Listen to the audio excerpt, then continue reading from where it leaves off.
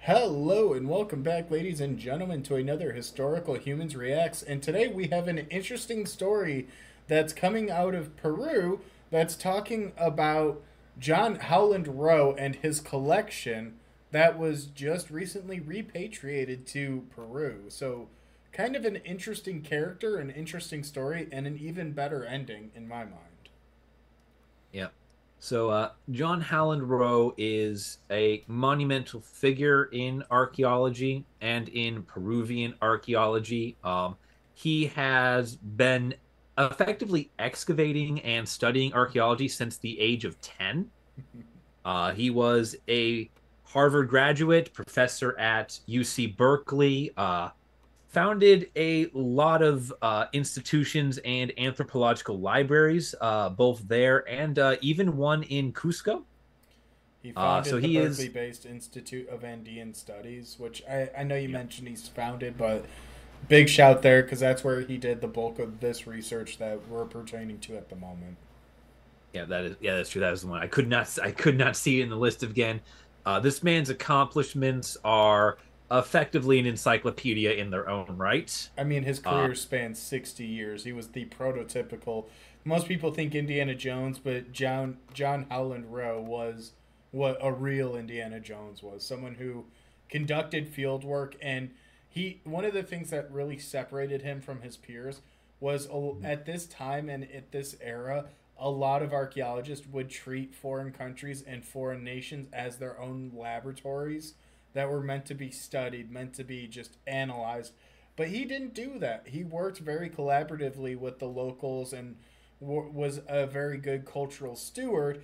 And some of the collection that was donated here is a tribute to that, some of which include his collection of books and reading materials that he purchased on the streets of Cusco back in the 60s. And these books, while not collector's items because they're of their paperback nature, still hold massive cultural value. And Peru themselves actually determine these to be vital cultural resources, so giving the highest possible honor to the materials. and Rowe really was one of the first people to view the country he was studying as a steward of its own history. I think the thing that speaks to that most is his establishment of the Anthropological Library of Cusco, which is in Peru. Most archaeologists just would take whatever they wanted or thought was valuable or important and flip off back to their home country with it. That Excavate was and not this man's evacuate. way. Yeah, yeah, that was not this man's way.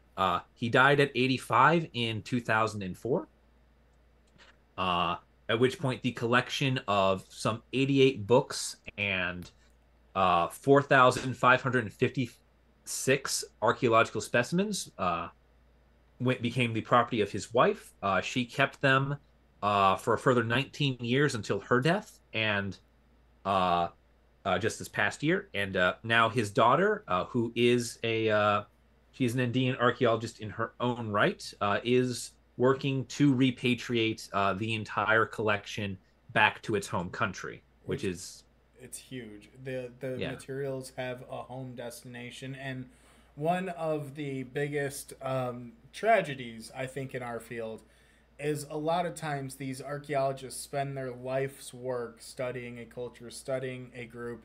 They do all this great research and they have all these materials.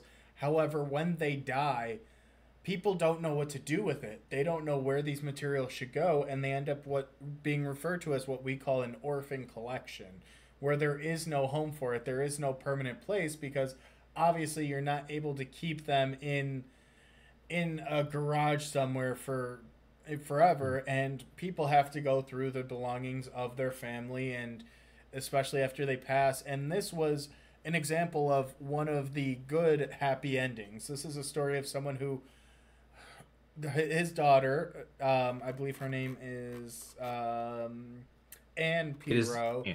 and identified this as being important and being culturally valuable.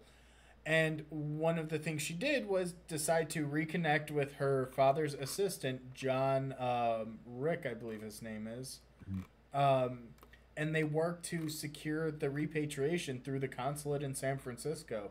So now the country of Peru is receiving pottery samples, animal bone fragments, among the books and everything else, and it's a happy ending. They are able to retain the information. They're clearly putting a level of significance to it, a level of value, a level of reverence for these materials.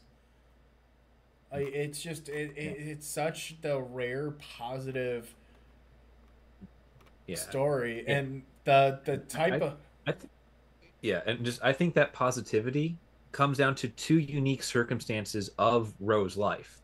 The first being uh effectively hereditary archaeology. He was an archaeologist and a scholar. His next of kin is one as well. So you have someone inheriting this who knows uh who knows what they're looking at and knows it's valuable and can, effectively plan who to contact without orphaning the collection.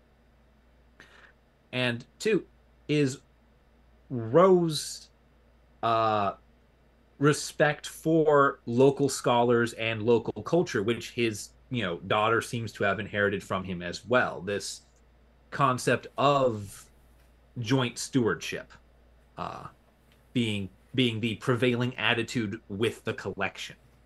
Because when without those two things, you're left with either an orphaned collection or with someone who is unwilling to properly repatriate it. and there's two interesting things that are fascinating with this. The first set of items that was repatriated were placed in a diplomat's parcel, which means that nobody can open it except people at the at the consulate. So it's like one of the most secure forms of shipping that you could potentially do. And then secondly, um, one of the folks who worked with the repatriation delivered them personally in September 2023 out of fear of potential delays. They brought around 60 books from the private collection to Peru. So it was, it's just you see people that care. You see people that actually value this for what it's worth as an educational tool, as a research tool. And for Roe's initial work, I mean, he worked to build a chronology of the Andean Valley.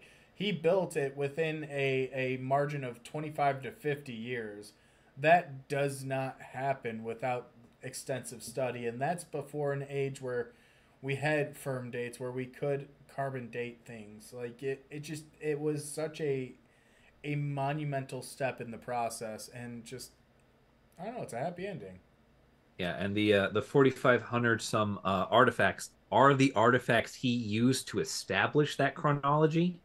So their cultural importance, irregardless of what they are or were before he studied them, has that added benefit, that added meaning and value of being the artifacts that gave back to us the knowledge of Peruvian history. They have, in my mind at least, and I'm certain in the minds of others, that additional honor bestowed upon them beyond their original cultural value. Yeah. But I think that's a great place for us to wrap up here. A good happy ending story. Let's let's Feel take the good, few yeah. positives then and run with it, Yeah.